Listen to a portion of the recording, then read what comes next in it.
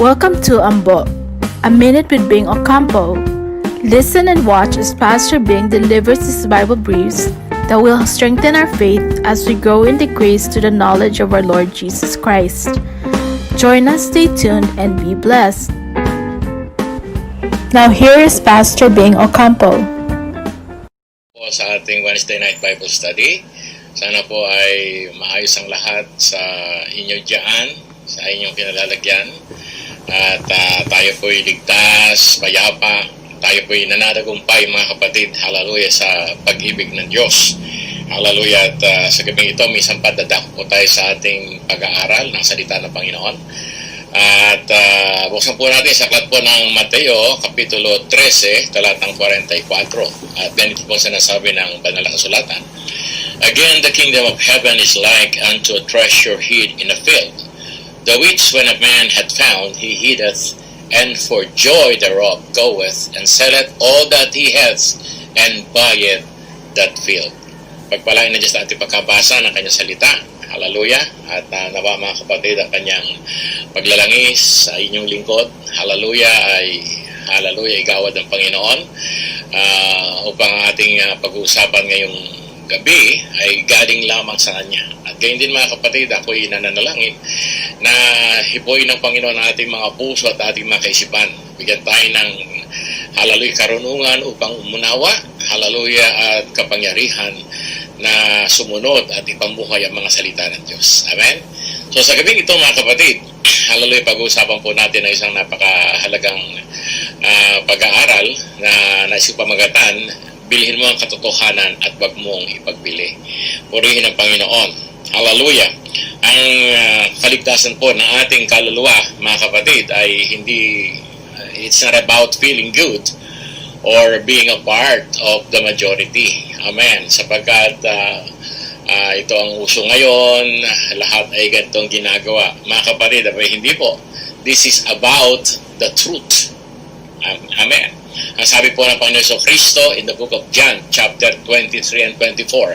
Sa 23, sa 22, sabi niya, you worship, you know not what. Kayo ay sumasamba na hindi nyo naiintindihan ang inyong pagsamba. At dito sa versikulo 24, God is a spirit, and they that worship Him must worship Him in spirit and in truth. Purihin ang Panginoon. Kinakailangan mga kapatid sa ating pananampalataya, sa ating paglilingkod sa Diyos. Hallelujah na mayroong kasamang dakilang pag-asa. Kasi yan naman po ang dahilan kung bakit po tayo nagre-relihiyon, kung bakit po tayo mga kapatid naglilingkod sa pinapaniwalaan po nating tamang pananampalataya, tamang Diyos at tamang kaparaanan.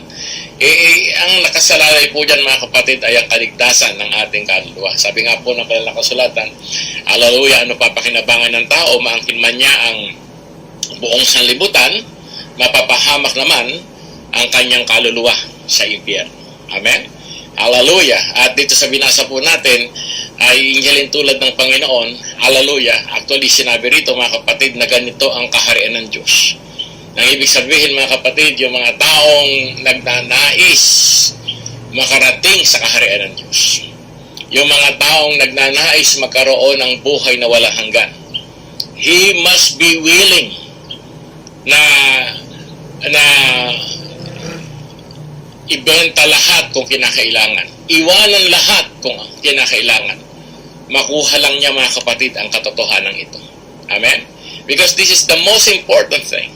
Again, hallelujah, ano ang papakinabangin ng tao? Maangkin man niya ang buong sanlibutan. Subalit mapapahamak naman ang kanyang kaluluwa sa impyerno.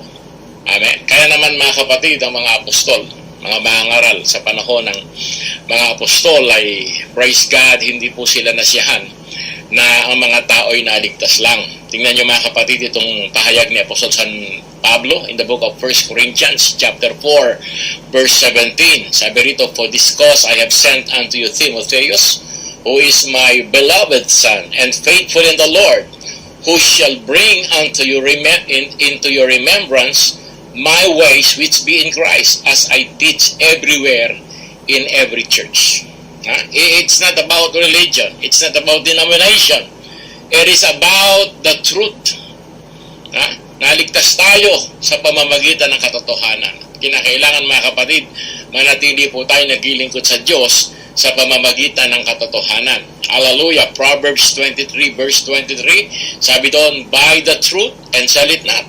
Also wisdom and instruction and understanding. Hallelujah! Hindi lamang mga kapatid yung pagkaalam kung ano ang totoo, kung alin ang totoo, kundi mga kapatid kung paano po natin i-apply ang katotohanan yan. Purihin ang Panginoon. Glory to God. Hallelujah. Magsigurado po tayo. Hallelujah. At dati nangaral ako mga kapatid. Nagbahagi ako ng pag-aaral sa mga kapatid na sinasabi ko, dalawa po ang kailangan na nandoon sa tao para makasigurado po tayo mga kapatid na meron tayong buhay na walang hanggan. Well, don't get me wrong. We are all saved by grace through faith. Amen? It's not about us. It's about Him. Pero bagamat mga kapatid, tayo po ay naligtas sa biyaya. Ito po ay ginawa ng Diyos para sa atin. Praise God, meron pong dalawang bagay na nasa atin. Hallelujah! Upang tayo po ay makapunta sa buhay na walang hanggan. Ang una mga kapatid ay ang tamang puso. At ang pangalawa mga kapatid ay ang tamang aral. Hallelujah! I will give you quickly mga kapatid ang dalawang example dito po sa pinahayag kong ito. Halimbawa mga kapatid, si Judas. Halimbawa mga kapatid, si Ananias at saka si Sapphira. Nabasa natin sa aklat ng mga gawa. Oh, no doubt about it. Nasa tamang aral po sila. Ang Panginoong Jesus mismo ang kanilang pastor. Amen. Oh, pero alam nangyari kay Judas? Mali yung kanyang puso. Alam po natin ang nangyari kay Judas. Si Ananias at saka si Sapphira. Kasama po siya doon sa mga unang converts doon sa first church. Hallelujah! Oh, no doubt about it. Meron silang tamang aral. Pero meron silang maling puso. At pinatay sila ng Diyos. Mismo doon sa kongregasyon. Hallelujah! Praise God! And however, in the book of Acts chapter 10, makikita natin doon si Cornelius na meron naman tamang puso. Kaya lang mga kapatid, meron siyang maling aral. Acts chapter 10 verse 1, patuloy ang basa. Pinakilala kung sino si Cornelio. Hindi siya basta-basta tao. Siya po ay kapitan o general siguro ng special force. Nang tawagin mga kapatid ay Italian regiment, something like that. Praise God, matulungin, sabi ng Bible. Mapagbigay. At palaging nananalangin sa Diyos. Siya at ang kanyang buong sambahayan. No doubt about it. Talagang meron silang tamang puso. However, sa kanyang pananalangin, you're reading your Bible, sabi doon, napakita sa kanya yung anghel. Hallelujah. At sinabi sa kanya na yung kanyang mga pananalangin at ang kanyang ginagawang mabuting gawa ay parang isang alaalang pumapailan lang sa Diyos. Amazingly, ang sumunod na sinabi ng anghel, ipasundo mo si Pedro, sasabihin sa ni Pedro ang dapat mong gawin. Kung pupuntahan natin mga kapatid yung Acts chapter 11 verse 14, nagkwento si Pedro doon, nagbigay po ng detalye. Ang sinabi pala ng anghel, ipasundo mo si Pedro sapagkat sasabihin sa ni Pedro ang dapat mong gawin para ka maligtas. So hindi sapat mga kapatid yung tamang puso na tama ang ginagawa. We need to have the right heart, and eventually mga kapatid, nakuha po ni Cornelio yung tamang aral. Praise God. At siya po at ang kanyang sambahayan mga kapatid ay naligtas. Hallelujah. Praise be the name of Jesus. At mga kapatid, hindi dahilan sa nag-hallelujah, praise the Lord, ay ayos na. Hindi sapagkat, hallelujah, marami tayong magkakasama doon sa pananambahang yon. Sabi nila, by their fruits you shall know them. Paano kayo naging totoo kung kukote lang kayo? Mga kapatid, hindi po mga batayan yan, ano? Hallelujah. At hindi po tayo gagawi doon sa pinag-uusapan na yon. Praise God. Hallelujah. In the book of 2 Peter chapter 1 verse 21, hallelujah, ine-emphasize po dito mga kapatid ang kahalagahan ng katotohanan sa ating pagsamba at sa paglilingkod sa Diyos. Sabi rito mga kapatid, for the prophecies came not in old time by the will of man, but holy men of God spake as they were moved by the Holy Ghost. Amen. Hallelujah. So hindi po ito mga kapatid yung mga sistema palatuntunan na ginawa ng tao. Hindi po yung masarap sa pandinig. Amen. Kung hindi mga kapatid, mga katotohanang nanggagaling sa mga taong nilangisan ng Diyos. John chapter 16 verse 13, the Bible says, "Howbeit when He, the Spirit of truth, is come, He will guide you in all truth, for He shall not speak of Himself, but whatsoever He shall hear, that shall He speak, and He shall shew you all things to come." So even the infilling of the Holy Spirit. Paano ba tayo naboborn again? Paano ba na ipapanganak muli ang isang tao? Napakahalaga pong topic niyan. Sabi niyan, John chapter 3 verse 3, "Except a man be born again, he cannot see the kingdom of God." But then Cornelius asked, "How can a man be born when he is old?" Pinaliwanag ng Panginoon. Hallelujah. Sa John 3:5, "Verily, verily, I say unto you, except a man be born of water and of the Spirit, he cannot enter into the kingdom of God." Amen. At bakit daw mga kapatid tayo ipapanganak sa Espiritu? Sapagkat pag dumating sa atin ang Espiritu, ito ang magdadala sa atin sa buong katotohanan. Amen. Hallelujah. It is spiritual. It is not secular in nature. It is from God. Katotohanan mula sa Diyos. Hindi po ginawa ng mga tao. Hallelujah, mga kapatid. At in fact, kung tayo po ay hindi magkakaroon ng pag-ibig sa katotohanan, pagpapahalaga sa katotohanan, pagsunod sa katotohanan, kahit tayo po naligtas sa pamamagitan ng biyaya, mapapahamak po tayo. In the book of 2 Thessalonians chapter 2, verses 10 to 12, sabi rito mga kapatid, "And with all deceivableness of unrighteousness in them that perish, because they received not the love of the truth, that they might be saved." Tinawag po mga kapatid ng Diyos na unrighteousness, yung hindi pag-ibig at pagpapahalaga sa katotohanan. You cannot say by your pastor, by your religion, by your programs, by feeling good. No. Hallelujah. Maliligtas tayo sapagkat narinig natin ang katotohanan. Sumampalataya tayo sa katotohanan at ipinamuhay natin mga kapatid ang katotohanan. Ano sabi rito mga kapatid? "For this cause God shall send them strong delusion, that they should believe a lie, that they all might be them who believe not the truth and had pleasure in unrighteousness." Ang hindi pananampalataya sa katotohanan, ang hindi pagpapahalaga mga kapatid sa katotohanan, ang tawag ng Diyos doon ay unrighteousness. Amen. Hallelujah. Glory to God. That dapat mga kapatid, hallelujah, kung ano man ang ating ginagawa, kung ano man ang ating pinanghahawakan, kung ano man itong bagay mga kapatid that we are excited about, hallelujah, hindi po dapat emosyon lang. Amen. Kinakailangan ito po mga kapatid ay nakasalig sa katotohanan. Kaya nga sabi ko dapat ang theology po natin, historical theology. Marami po kasi dyan theoretical ang kanilang theology. They read the Bible and out of that, they make a theory. Pagkatapos yun po ay pinapractice. Kaya kinakailangan po mga kapatid yung ating ginagawang paglilingkod na ba-validate. No? Pag binasa natin ang Bible, nakikita natin, ganun nga. Hindi lang ayon sa ating pangunawa o paliwanag nung nangaral sa atin. Kinakailangan nakikita po natin na ganun ang ginawa ng mga apostol. Hallelujah, na naunang naglingkod sa atin. Hallelujah, truth in religion is exceedingly important. Hallelujah. Sabi po ng John chapter 8 verse 32, "And you shall know the truth, and the truth shall set you free." So I can say mga kapatid, in serving the Lord, truth is everything. Can you say amen? It's not an accomplishment. It's not your ministry. It's not what makes you happy. It's not what is generally acceptable. It is the truth. Ang katotohanan. Mga kapatid, mga taong umasa na wala naman sa katotohanan. Meron tayong Matthew 7:21. Hindi lahat ng tumatawag sa akin, Panginoon, Panginoon, papasok kung hindi yung gumaganap ng kalooban ng Ama.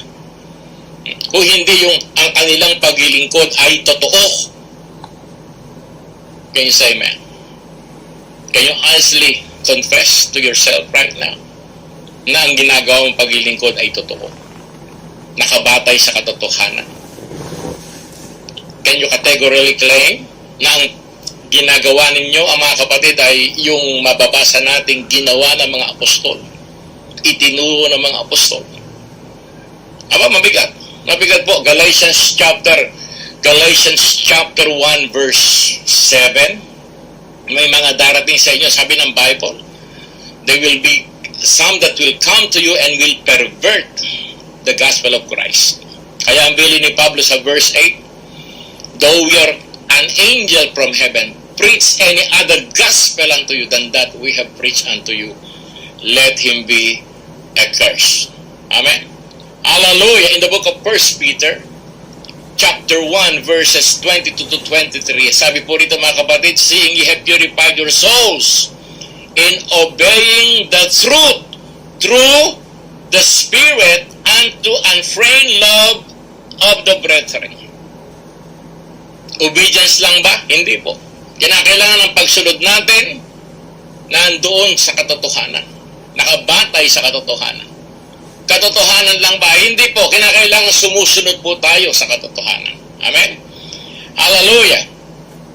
See that ye love one another with a pure heart fervently, being born again, not of corruptible seed, but of incorruptible, by the word of God which liveth and abideth forever. Saan daw tayo pinanganak? Sa katotohanan. Sa pamamagitan po ng salita ng Diyos. John chapter 17, nanalangin ng Panginoon sa Ama, sabi niya, pakabanalin mo sila, Panginoon. Pakabanalin mo sila sa iyong katotohanan. At ang sabi ron, ang salita mo ang katotohanan. Amen. Hallelujah, glory to God. Praise the name of the Lord Jesus Christ. So mga kapatid, kung minamahal, ngayon na tayo po'y naglilingkod na sa Panginoon. Ang mga kapatid, ganun pa rin po ang ating guidelines. Tayo naligtas sa katotohanan. Tayo po ay patuloy na maglilingkod sa katotohanan. Nakakita tayo kahit na konting shadow ng kamalian, kasinungalingan, mga kapatid, you better take that away from you. Huwag kang susunod dito. Ganyan po yung tamang attitude. Ganito po, mga kapatid, yung attitude ng mga unang mananampalataya. In the book of 2 John chapter 1, verses 1 to 4, the Bible says, the elder unto the elect lady and her children whom I love in the truth. Even the minister's relationship with the brethren is not emotional relationship. It is based on the truth. Hindi natin maihiwalay kasi yung ating emosyon sa ating pananampalataya. Diba? Pero, even though, dapat nakabatay sa katotohanan. Sabi rito, and not only but also all they that have known the truth, for the truth's sake, which dwelleth in us and shall be with us forever.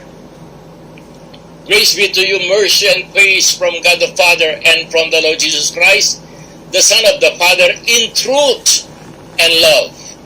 I rejoice greatly that I found of my children walking in truth, as we have received a commandment from the Father. Si Pablo po, mga kapatid, sa Galatia 2:4-5, sabi rito, and that because of false brethren and unawares brought in, who came in privately to spy out our liberty, which we have in Christ Jesus, that they might bring us into bondage, whom we gave place by subjection. No, not for an hour, that the truth of the gospel might continue with you. Mga kapatid, kung paano sinabi po ng John 8:28, matatanggap niyo ang katotohanan, and you shall know the truth, and the truth shall set you free. Ang kasinungalingan, ano sabi rito, mga kapatid? Nagbibilanggo sa atin. Mga kapatid, Galatians chapter 5 verse 1, yamang tayo po'y napalaya na. Hallelujah! Huwag nating hayaan mga kapatid na itong kalayaang ito mga kapatid ay mawala pa sa atin. Tingnan nyo mga kapatid, sinasabi ng Galatians 3 verse 1. Foolish Galatians, who hath bewitched you that you should not obey the truth? Well, apparently, itong mga taga-Galatians na ito ay ligtas na. Sinusulatan ni Pablo, hindi lahat ng population ng Galacia, kundi yung mga naligtas sa Galacia. Mga born again, mga anak ng Diyos. Pero ano nangyari mga kapatid? Meron pong dumaya sa kanila. Meron pong nangkulang sa kanila. Para ano? Para wag sumunod sa katotohanan. Before whose eyes Jesus Christ had been evidently set forth, crucified among you. 5:7 of Galatians, ye did run well, who did hinder you that you should not obey the truth. Opo, pwede pala mga kapatid. Performance-wise, maganda yung ating pinapakita. Po pwede pala mga kapatid na tayo po'y masipag sa kabanalan. Masipag sa paglilingkod. Pero mga kapatid, po pwede rin palang hindi tayo sumusunod sa katotohanan. Dahil listen to me, babalikan ko po mga kapatid yung aking opening statement kanina. Para ka maligtas, you must sell anything and everything just to get the truth. At habang tayo po'y naglilingkod, ganon pa rin yung ating attitude. Manatili po tayo sa katotohanan. I-propagate po natin ang katotohanan. Ibigin natin ang katotohanan. Sapagkat ang hindi mga maliligtas, sabi ng Bible na binasa natin kanina, ay hindi umibig sa katotohanan. Gayahin natin yung mga taga-Berea. No? Sabi rito mga kapatid, Acts 17 verse 11, sabi rito, those were more noble than those in Thessalonica, in that they received the word with all readiness of mind and searched the scripture daily whether these things were so. Amen. Kayo mga nag-amen. Kahit galing sa bibig ni Pastor Ping, tagal na tayo magkakilala. To some extent mga kapatid ay you gave me respect at love bilang inyong pastor. Gayahin po natin mga kapatid itong ugali ng mga taga-Berea. Okay, excited sila every time makikinig sila kay Pablo. Amen, hallelujah, praise the Lord, glory to God. At the end of the day, they search the scripture kung tama ba yung narinig nila kay Pablo. Amen, praise God, hallelujah. And mga kapatid, I can go on and on and on. Pablo mga kapatid ay every now and then may mga pasubali. Like sa isang talata, sabi niya, examine yourselves if you are still in the faith. Po pwede pala mga kapatid na hallelujah, nakasanayan na natin na ganito for so long ay hindi natin napapansin. Iba na pala yung nilalakaran natin.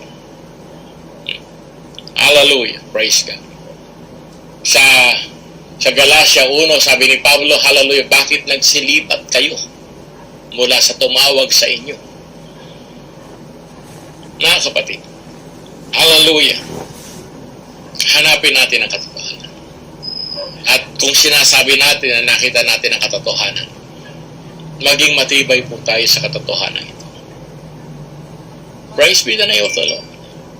At huwag po natin gawing Diyos-Diyosan yung iniisip natin katotohanan. We want to make sure that this is the truth of the gospel, that this is the truth of God. Hallelujah, si Juan, sabi niya sa kanyang mga anak sa Panginoon, wala nang pinakamasaya para sa akin. I have no greater joy than this, na ang aking mga anak ay nanatili sa katotohanan. Amen. Hallelujah, praise God. 2 Peter chapter 1 verse 12, wherefore I will not be negligent to put you always in remembrance of these things, though you know them and be established in the present truth. Si Pablo, si Pedro, si Juan. Pare-pareho lang ang kanilang mga burden. Hallelujah. Pinangaral nila yung katotohanan. And every now and then, they're checking ang mga kapatid kung sila po ay nananatili sa katotohanan. Kung di tayo mag-iingat, minsan ang katotohanan na twist dahil sa pakinabang. Kung di tayo mag-iingat, minsan ang katotohanan ay natitwist dahilan sa pagtingin natin sa mga personalidad. Nahuhulog tayo sa idolatry. Mga kapatid ko minamahal, hallelujah, manatili po tayo sa katotohanan. Katotohanan ang nagdala sa atin. Katotohanan na magdadala sa atin sa buhay na walang hanggan. At kahit na nga yung mga subject na iniisip nating alam na natin. Ano sabi ni Pedro sa kanyang mga anak sa Panginoon? Grow in grace and in the knowledge of our Lord Jesus Christ. Amen. You see mga kapatid, hallelujah, ang sabi po ng Bible, we shall see Him as He is and we shall be like Him. Between the time na ikaw ay naligtas hanggang sa oras na tutulog ang trumpeta. See, meron pong paglago na inilalagay ang Diyos. Kaya nga meron po tayong hallelujah, naririnig ng mga aral. Kaya nga sinabi ng Panginoon, hindi lamang sa tinapay nabubuhay ang tao, kundi sa mga salita na lumalabas sa bibig ng Diyos. We don't just memorize them. We don't just keep them. We don't just put them, hallelujah, nilalagay natin sa mga walls. No. We must understand them. We must put them in the heart. We must live by them. At ang sabi po ni Santiago, contend for the faith. Ipagtanggol mo ang pananampalataya. At ang ibig sabihin din yan, mga kapatid, ipagtanggol mo ang katotohanan that was once delivered unto the saints. Truth is everything. Mga kapatid, hindi po masama na siyasatin natin yung mga doctrines, mga pananampalataya na matagal na natin niyakap. Sapagkat kung hindi, hallelujah, tayong lahat ay may kanya-kanyang religiong pinanggalingan dati. Di po ba? Kasabihan natin palagi, pinanganak akong Katoliko, mamamatay akong Katoliko.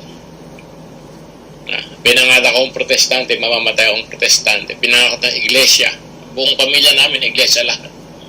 Kapatid, it's not about religion. It's not about affiliation. It's not about kung ano yung nakagisnan mo. Well, purihin ang Panginoon kung pinanganak ka sa sambahayan ng mga taong nasa katotohanan. At paano mo nalalaman na nasa katotohanan? Sapagkat nakinig ka, pinag-aralan mo, inintindi mo, and listen to me.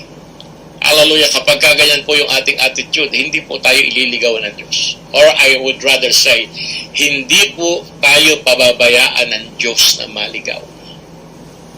Sapagkat yung po ang nais ng Diyos, ng Panginoong Jesucristo mismo sa ating lahat. And you shall know the truth, and the truth shall set you free. Pagpalain tayong lahat ng ating Panginoon. Magandang gabi po sa inyo lahat. Amen.